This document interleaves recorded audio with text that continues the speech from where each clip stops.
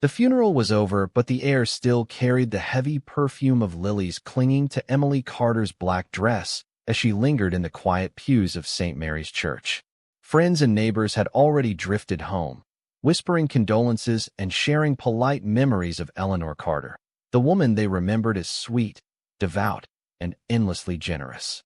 To them, she was a saint of the small town, the grandmother who never missed Sunday service and never let a child leave her kitchen hungry.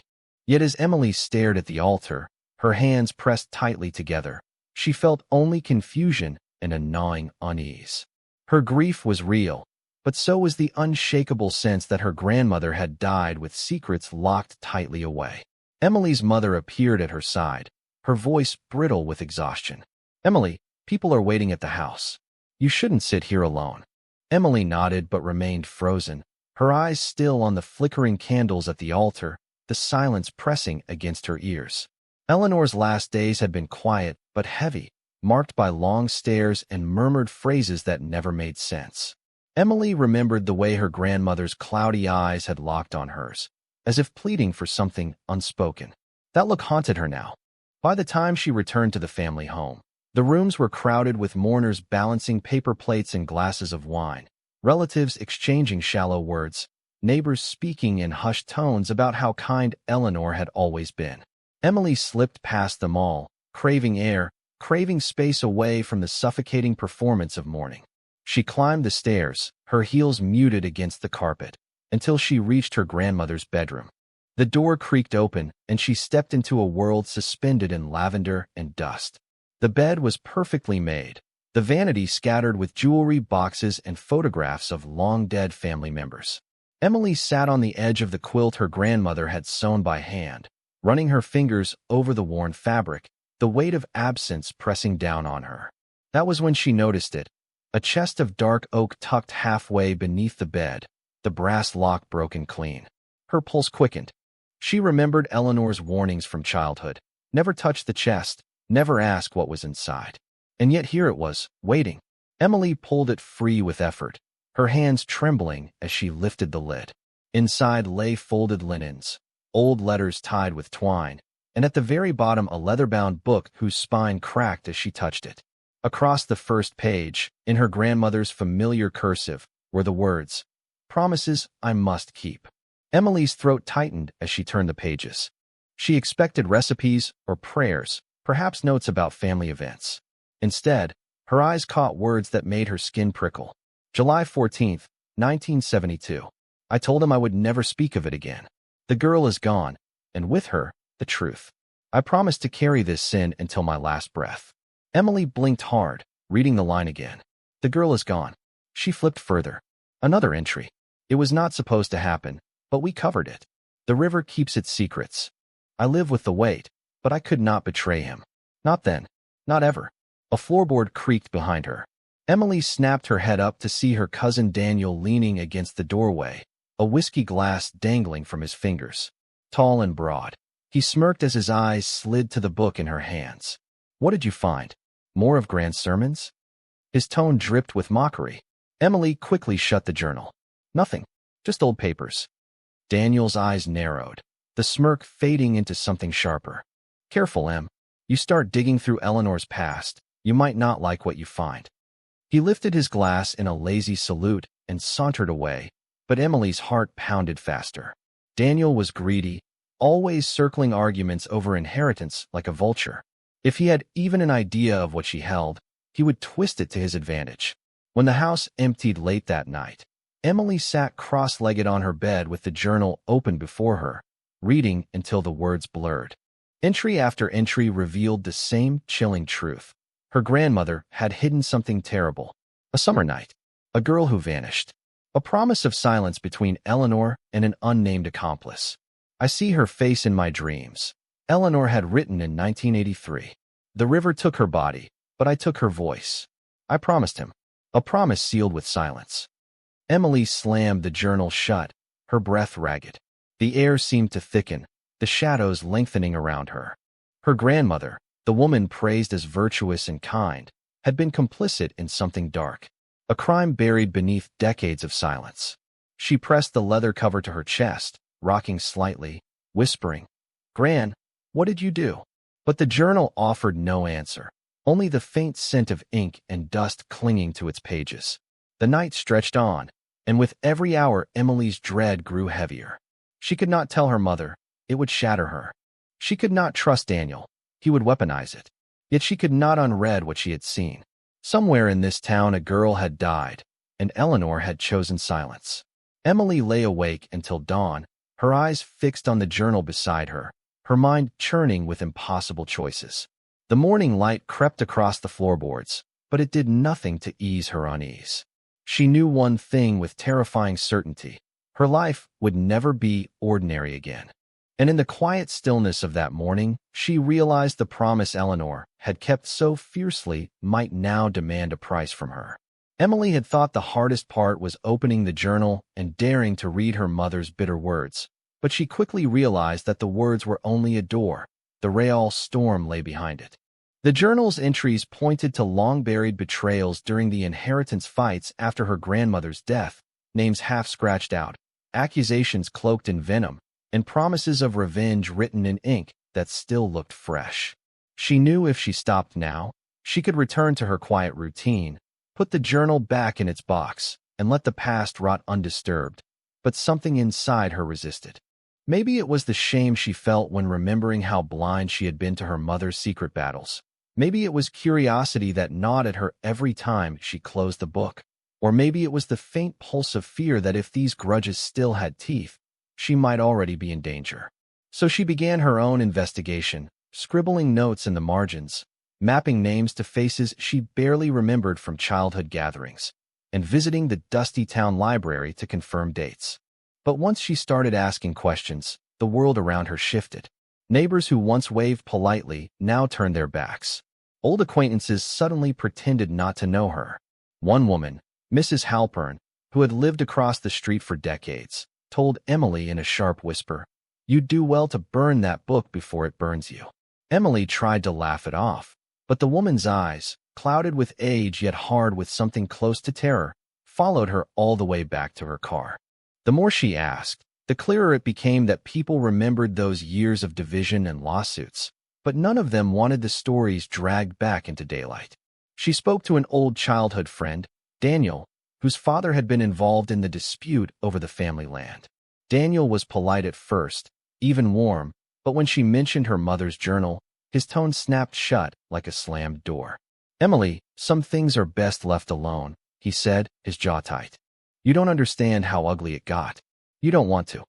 When she pressed, he leaned closer, lowering his voice. "If people think you're trying to stir it up again, they won't just ignore you. They'll make you stop." The warning rattled in her chest long after she left. She tried to convince herself Daniel was exaggerating, but she could feel the weight of silent eyes on her when she walked through the grocery store, as if everyone knew she was digging in places they'd sworn never to touch again.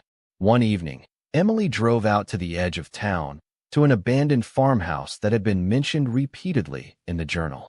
The boards were rotting, the roof half collapsed, and weeds swallowed the path. But standing there she felt the echo of voices, arguments, and secrets carried in the wood. She snapped pictures, hoping later she might connect the place to the cryptic references in her mother's handwriting. But as she returned to her car, she noticed a fresh set of footprints in the mud that weren't hers. Someone else had been there recently. Back home, she poured herself a drink, spread her notes across the table, and tried to assemble the puzzle. Names, dates, cryptic phrases like, "They will choke on what they stole," and "the ledger proves everything." She had no idea what ledger her mother meant, but she felt closer and closer to touching something real. Yet with each step, the pressure from the outside grew heavier. A neighbor slid a note under her door, "Let sleeping dogs lie." Another morning, she found her mailbox ripped open and the journal tossed on the lawn as if someone wanted to remind her how exposed she was. Fear mixed with anger now, and she could feel her mother's voice urging her forward. Don't let them win. She went to the courthouse, requesting access to old records. But the clerk, a graying man with a rigid smile, shook his head before she even finished. "Those files aren't available anymore," he said flatly, refusing to meet her eyes. "Destroyed years ago. You're wasting your time." Yet his nervous tapping and the slight tremor in his hand told Emily he was lying. That night she dreamed of her mother sitting across the kitchen table, the journal between them, whispering, "They think the truth is buried. You'll show them it's not."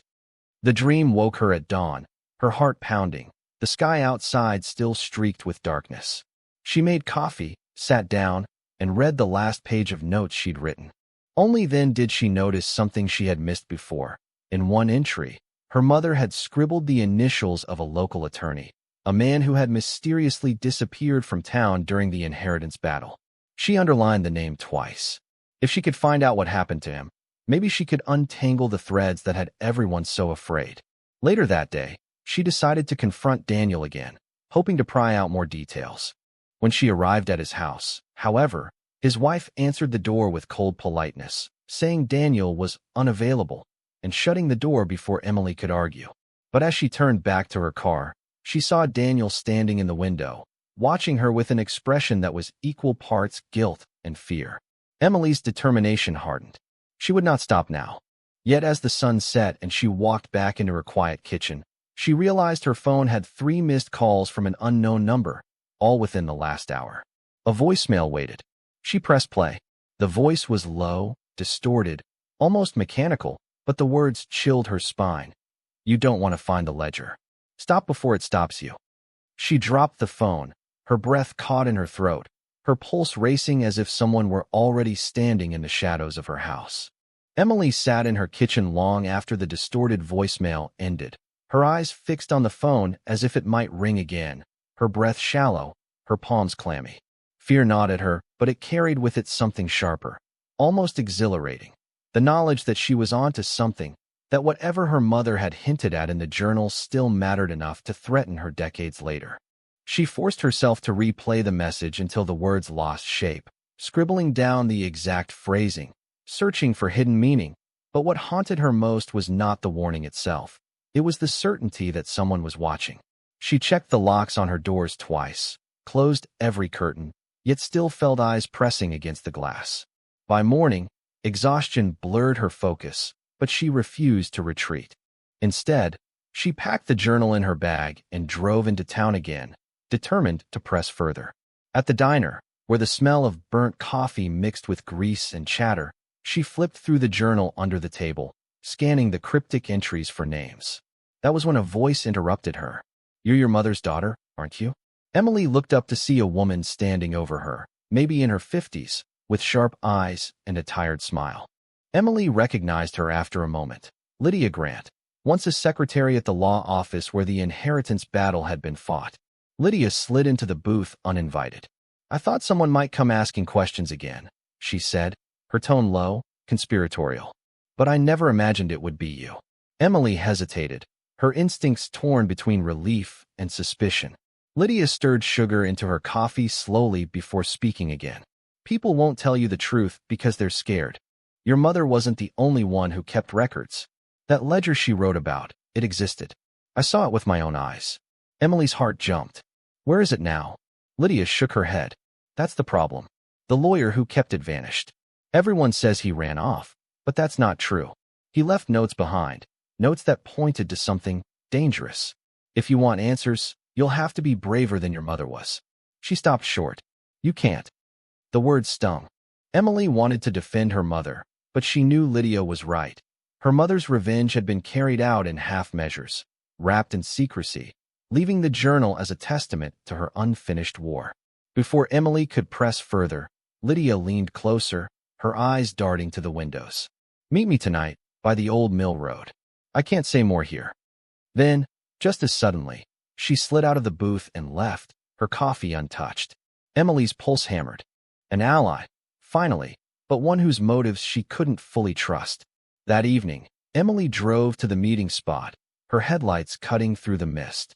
The old mill road was nearly abandoned, a place where teenagers once drank and dared each other, but now only silence lingered. She parked, keeping the journal close, every instinct alert. Lydia appeared from the shadows, clutching a worn leather folder. "I shouldn't even have this," she whispered, thrusting it into Emily's hands. "These are copies I made before everything was buried. Dates, payments, names, proof that the inheritance was twisted by lies. And look here." She pointed to a line that mentioned transactions off record, ledger required for balance. Emily's breath caught. The ledger wasn't just rumor. It was the key that tied everything together. But before she could ask more, headlights swept the road. Lydia cursed under her breath, grabbed Emily's arm, and hissed, "Go. They can't see me with you." Panic surged as Emily stumbled back to her car, clutching the folder, and peeled away while another vehicle slowed behind her. In the rearview mirror, she saw men step out, their figures vague but purposeful, heading toward Lydia. She wanted to stop, to help, but fear screamed louder, urging her forward into the night. When she reached home, her hands shook as she spread the contents of the folder across her table. The documents detailed payments funneled through shadow accounts, property transfers that didn't match court rulings, and even signatures that looked forged. It was enough to suggest fraud, but not enough to expose it completely. The missing ledger remained the heart of it all, the proof no one wanted unearthed. Exhaustion mixed with guilt. She couldn't shake the image of Lydia standing in the beam of headlights, her fate uncertain. But in her heart she knew one thing. Lydia had given her a gift worth blood. Emily worked through the night, piecing together patterns, marking connections, her determination growing with every page. At dawn, she received a text from an unknown number. "She's gone. Don't follow her path." The weight of it crashed down on her. Lydia had either been silenced or forced into hiding, and now Emily was alone again. Alone, but not broken. She whispered to herself, "Then it's me against them." That evening, as she sat rereading the journal, she noticed a detail she had missed before, a small symbol, etched faintly at the bottom of several pages, like her mother had pressed the pen down too hard. A triangle with a line through it. She compared it with the folder Lydia had given her, and there it was again, scribbled next to certain entries. A hidden code, a link between her mother's journal and the documents. Emily's pulse quickened. This wasn't random anger on paper. It was a roadmap, one her mother had expected someone, maybe her daughter, to follow. She traced the symbols, realizing they pointed to dates when meetings had been held at the farmhouse. That meant the ledger might still be hidden there. But as she grabbed her coat and prepared to leave, her phone buzzed again. Another voicemail, the same distorted voice as before, but harsher now, more insistent. "You're digging too deep. Stop now, or you'll join the others in the dark." Emily froze, her keys in hand, her heart torn between terror and the burning clarity of purpose. Lydia's warning, her mother's unfinished fight, the web of silence from the town, all of it converged into one truth. The only way forward was through. She whispered into the empty room, as if her mother could hear her. "They think fear will stop me. They don't know me at all." Emily drove back to the farmhouse as night settled over the hills, the journal and Lydia's folder clutched like sacred relics beside her. Every turn of the road felt heavy with expectation, as if the silence itself braced against her arrival. She parked by the collapsed porch, her breath fogging the windshield, and sat still for a long moment before daring to move. The farmhouse seemed smaller now, more sinister, as though the walls had drawn inward to protect secrets. She forced herself to step inside, flashlight beams slicing through dust and shadow. The symbols her mother had marked in the journal led her toward the cellar door. She hadn't opened it in years, not since childhood, when the smell of mildew had driven her away. Now she descended the stairs, one step creaking louder than the last, until she stood in the damp cold of the cellar. She scanned the walls, the beams, every inch for signs of disturbance. And then she saw it, a loose plank, half hidden behind rusted shelves. With trembling hands, she pried it free, revealing a hollow space. Her heart stopped. Inside lay a weathered leather-bound book, edges frayed, pages swollen from time. The ledger. The missing piece. She pulled it out, brushing dust away, her pulse racing. But the triumph lasted only seconds. A noise above, a floorboard groaning, heavy footsteps moving through the house. Emily's blood turned to ice. She snapped off her flashlight, clutching the ledger, retreating into shadows. The footsteps grew closer, descending into the cellar. A voice called out, calm, almost friendly. "Emily, I know you're here. You shouldn't have come back." She pressed against the wall, her breath shallow. A figure emerged into the dim light, a man she vaguely recognized, older now, but unmistakable. the son of the lawyer who had vanished, a man who had inherited his father's silence. He smiled faintly, not with kindness but with pity. You should have left the past buried. My father paid dearly for digging too deep, and so did your friend Lydia. Emily's stomach twisted. So Lydia hadn't escaped. She gripped the ledger tighter, rage mixing with terror. The man's eyes followed her movement. You think that book will save you? All it will do is ruin what little peace remains. Hand it over. Walk away alive. Her voice cracked but held firm. You killed her. His expression hardened. Some truths deserve to die with the ones who carry them. Your mother nearly destroyed this family once, but she lacked the courage to finish. Do you? He stepped closer, shadows shifting across his face. Emily bolted. She shoved past him, racing up the cellar stairs, her heart pounding so loud it drowned out thought.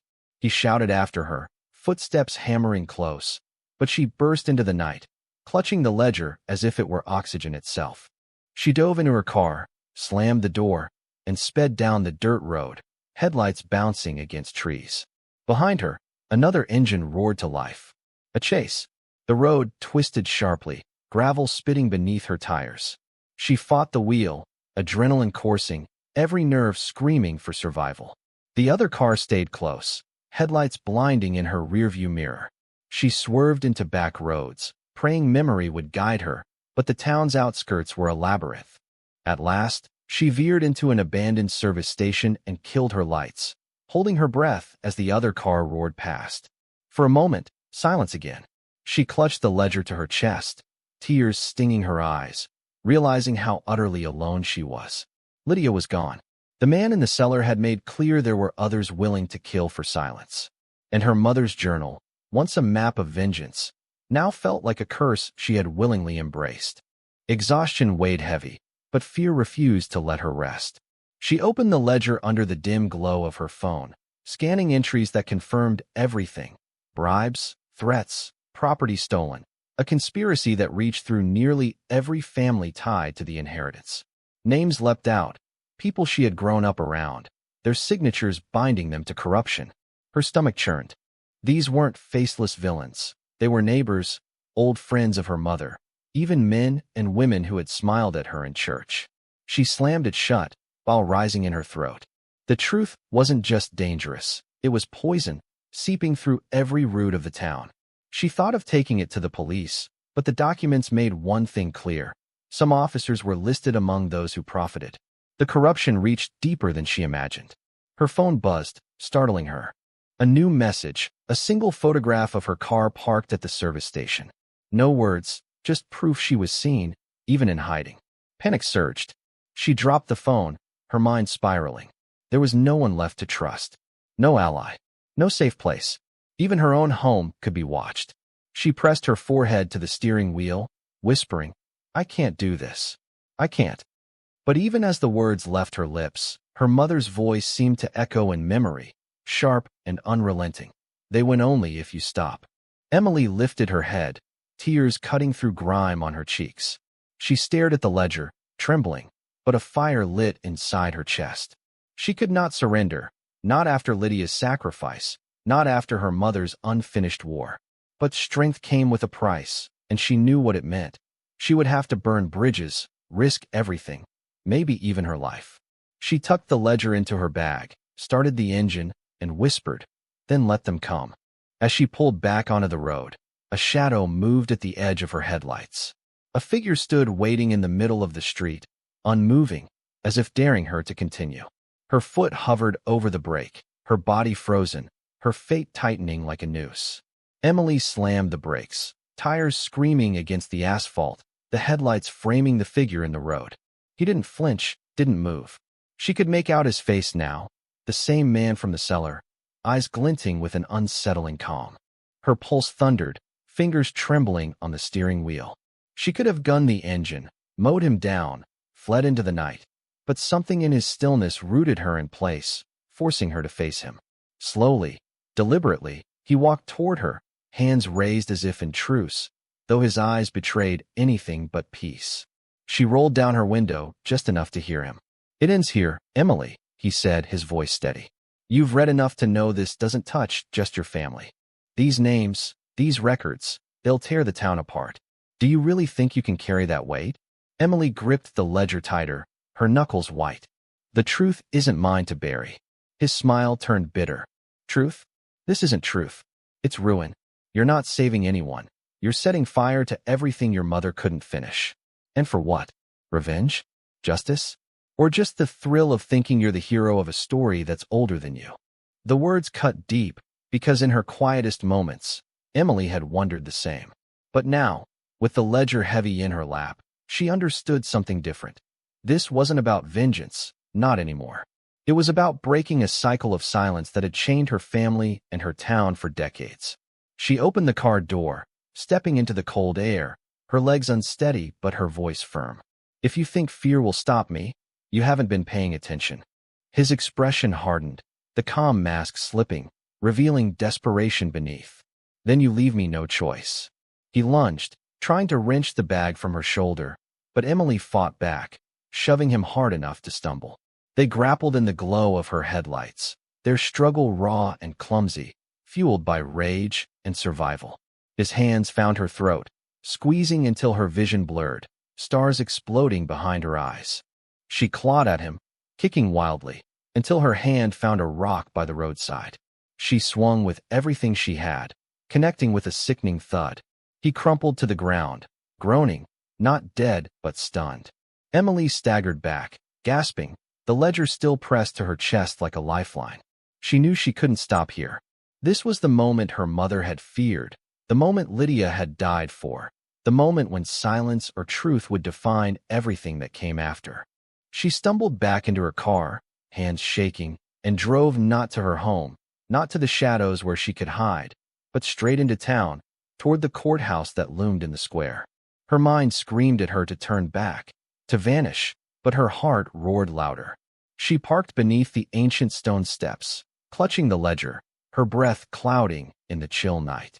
The town was quiet, but she imagined the eyes of generations watching from the windows, whispering, judging, waiting. She climbed the steps, each one heavier than the last, until she stood before the locked doors. She hammered on them, screaming into the night, "You can't bury this anymore." Her voice echoed, wild, desperate. Suddenly, headlights flared across the square, multiple cars arriving, engines rumbling. Figures emerged, not just the man from the cellar but others, faces she knew, men and women she'd seen at church, at grocery stores, neighbors who had smiled politely all her life. Their eyes were hard now, unified in purpose. One of them called out, "Hand it over, Emily. Don't make us do this." She held the ledger high, her voice breaking but unyielding. "The world deserves to see what you've done." They closed in, a circle of betrayal, every step reminding her how deep the corruption ran. She felt the ground tilt beneath her, fear clawing at her resolve. But in that instant, she remembered her mother's journal, the words written in anger but also in hope. "If my children ever find this, may they be braver than I was." Emily raised her voice, louder than she thought possible, shouting into the night. "If you want it, you'll have to kill me, and then everyone will know exactly what you try to hide." The silence that followed was deafening. The figures froze, hesitation rippling through them. Fear not of her, but of the exposure she promised. For the first time, she saw cracks in their unity, doubt in their eyes. But then the man she had fought earlier stepped forward, blood streaking his face, his expression twisted in fury. "Enough," he snarled, pulling something from his coat. The metallic glint of a knife caught the courthouse lights. Emily's breath caught, but she stood her ground, the ledger pressed above her head like a torch. "Do it," she whispered, daring him. "In me. But this book doesn't die with me. Copies exist." His eyes widened. She hadn't made copies, but he didn't know that. The bluff hung in the air like fire. He hesitated, blade trembling. The others looked at him, at her, caught between fear and loyalty. The square seemed to hold its breath. Emily's heart pounded, her legs shook, but her voice rang steady. "This is your last chance. Walk away, or let the whole world burn." The night erupted into shouts, arguments, fractured voices, the once united circle splintering into chaos. And as Emily stood in the center of it, ledger aloft, she realized that no matter what happened next, she had reached the point of no return. The square was chaos, voices colliding in anger and fear, neighbors who had once smiled across fences now shouting accusations at one another, some demanding Emily hand the ledger over, others insisting it was too late, that the damage was already done. Emily stood on the courthouse steps, her body trembling but her arm raised high, the ledger clutched like a weapon of light against the dark. The man with the knife still lingered at the front of the crowd, his chest heaving, the blade catching every flicker of the headlights surrounding them, but the hesitation in his eyes betrayed the fracture spreading through the mob. Emily's voice cut through the noise. You've all lived with these lies long enough. You think this book destroys you, but it doesn't. It just shows who you've already become. For a moment, there was silence, thick and suffocating, and in that silence, Emily realized the weight of what she held was not only evidence of corruption. It was a mirror, reflecting every cowardly choice, every betrayal, every silent nod that had allowed her family's inheritance and countless others to be stolen. A woman near the front of the crowd, someone Emily remembered from her childhood as a neighbor who used to bake pies for church socials, suddenly screamed, "She'll ruin us all," and lunged toward her. Others grabbed the woman, pulling her back, their unity unraveling as fast as Emily's courage threatened to. Her hands shook violently, but she forced herself to keep the ledger aloft, praying the bluff she'd uttered, that copies existed, would hold long enough. The knife-wielding man spat blood onto the steps and hissed, "If you think you can drag us all into the light, you're a fool. Even if you leave here alive, even if you give it to the police, they'll bury it again. People like us don't vanish, we adapt." His words twisted inside her, scraping against her resolve. What if he was right? What if all she could do was expose the rot, only for it to fester deeper, stronger, waiting for the next generation to stumble into it? Was she brave or just naive? The thought clawed at her chest, but then she remembered Lydia's tired eyes, her mother's desperate scribbles in the journal, every warning she had ignored. She lowered the ledger, holding it to her chest, and spoke with a calmness that surprised her. "Maybe you'll bury it again. Maybe you'll silence me. But if you do, this will haunt you. And if not me, someone else will dig it up. You can't kill the truth, it waits." The knife-wielding man faltered, his breath ragged, the crowd pressing around him, uncertain, restless. Then came the wail of sirens, echoing through the night, red and blue lights flooding the square. Emily's knees nearly gave way with relief, but it was quickly tainted by dread. Police cars skidded to a halt, officers spilling out, their faces hard, unreadable. Some of the names in the ledger were theirs. She froze, ledger clutched in her arms, unsure if the cavalry had come to save her or to silence her once and for all. One officer stepped forward, a familiar face, Sergeant Marks, a man who had shaken her hand at town events, who had once helped her mother when she broke down on the roadside. His expression was carved from stone. "Emily, hand me the book." The crowd hushed, tension tightening like a noose. Emily's throat burned as she shouted back, "You're in it. Your name is in it. How can I trust you?" A murmur swept through the crowd, suspicion blooming, eyes darting to Marks, to the other officers. His jaw twitched, but his hand stayed outstretched. "You don't have to trust me. You just have to decide whether you want to live through tonight." Her chest tightened. Every path forward led into shadow. If she surrendered the ledger, she risked it being buried forever. If she refused, she risked her life ending here, in the square, another name whispered about and forgotten. The crowd edged closer, restless, eager for resolution. Emily raised her voice one last time, not to the officers, not to the mob, but to the night itself. "If I die, remember this moment. Remember who wanted me silent and why." With shaking hands, she tore a page from the ledger, held it high, then flung it into the air. The paper fluttered down the courthouse steps like a wounded bird, and in the headlights the names written there shone for everyone to see. Gasps rippled through the crowd, shouts erupted, and panic spread. She tore another page, and another, scattering them like seeds of defiance. The officers surged forward, the mob screamed, and Emily clutched the last of the ledger to her chest as the square dissolved into chaos. Someone grabbed her arm, someone else tried to rip the ledger away, but she held fast, even as the crush of bodies pressed in, her breath choking out of her. She could barely see, barely think, but through the storm she felt strangely calm. She had done what her mother never could. She had lit the fire. Whether it burned her alive or cleansed the town was no longer hers to decide.